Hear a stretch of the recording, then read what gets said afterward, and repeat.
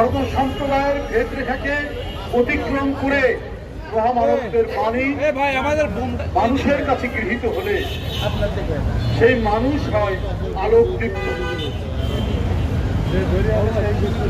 এবং তাদের বাণী কালের যে সীমা, যে লিমিট, সেটাকে অতিক্রম করে যুগে যুগে মানুষকে উদ্দীপ্ত করে, মানুষকে আলোকিত করে।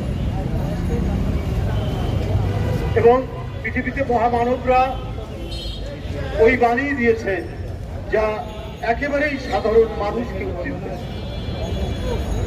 তারা পুরো ভদ্রলোকের জন্য, এলিট শ্রেণীর জন্য বাণী দেননি, ওটা মানব সম্প্রদায়ের জন্য দিয়েছে। যেমন আমাদের ধর্মের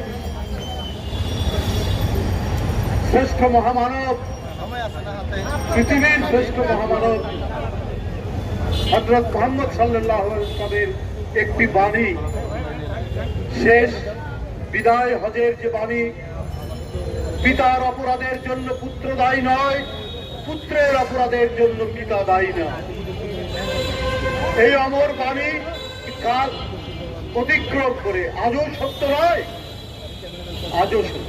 তেমনি মহামতি বুদ্ধ করেছে তার যে মহামূল্যবান বাণী, অহিংসা, ন্যায় ও সাম্যনীতি, এইটা নিয়ে তোমরা পথ চলো। তিনি মানুষকে মানুষ হিসেবে দেখেছেন, তিনি প্রাণীকে প্রাণী হিসেবে দেখেছেন।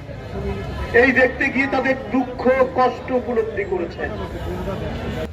পৃথিবীর দেশে দেশে এই সমস্ত এক নায়করা, ফ্যাসিস্টরা, তারা শিশুদের রক্ত, মুগ্ধ একজন শিশু বলা যায়, একবারে কিশোর, আবু সাইদ অনার্স 3rd ইয়ারে পড়ে, আহনাফ ইন্টারমিডিয়েটে পড়ে, চট্টগ্রামের কি নাম যেন, ওয়াসিম আকরাম ইউনিভার্সিটি 1st ইয়ারের ছাত্র, কিশোর শিশু।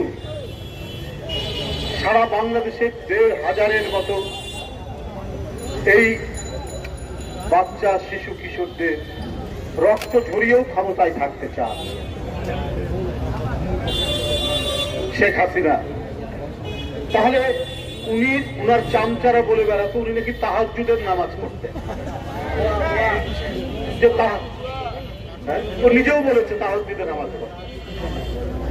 আর আপনি যদি তাহাজ্জুদের নামাজ পড়তেন, পরে আপনি রসুলের একটা বাণী যদি আপনি আত্মস্থ করতেন, আপনি গৌতম বুদ্ধের একটা বাণী যদি আপনি মনে মুখস্থ রাখতেন, যীশু খ্রিস্টের একটা বাণী যদি মুখস্থ রাখতেন, তাহলে আপনার কোনোদিন একটা শিশুকে হত্যা করার মতো মনোভাব আপনার, অভিপ্রায় আপনার, আপনি কিছুই মানতেন না। লোক দেখানো নামাজ, লোক দেখানো তাহাজ্জুদের কথা বলতেন। এটাকে ইসলামের পরিভাষায় বলা হয় মুনাফিকি। এই মুনাফিকি করে রাজনীতি করতে চান, করেছেন। আপনারা জানেন, অথচ এই দেশেই আরেকজন নেত্রী উনি বলেছেন যে এরশাদ জোর করে ক্ষমতা নিয়েছে, আমি নির্বাচন করব না তার অধীনে। উনি করেননি। এই যে পার্থক্য, এটা জনগণ সবসময় দেখেছে এবং তার প্রতি তাদের অঢেল শ্রদ্ধা তারা দেখিয়েছে।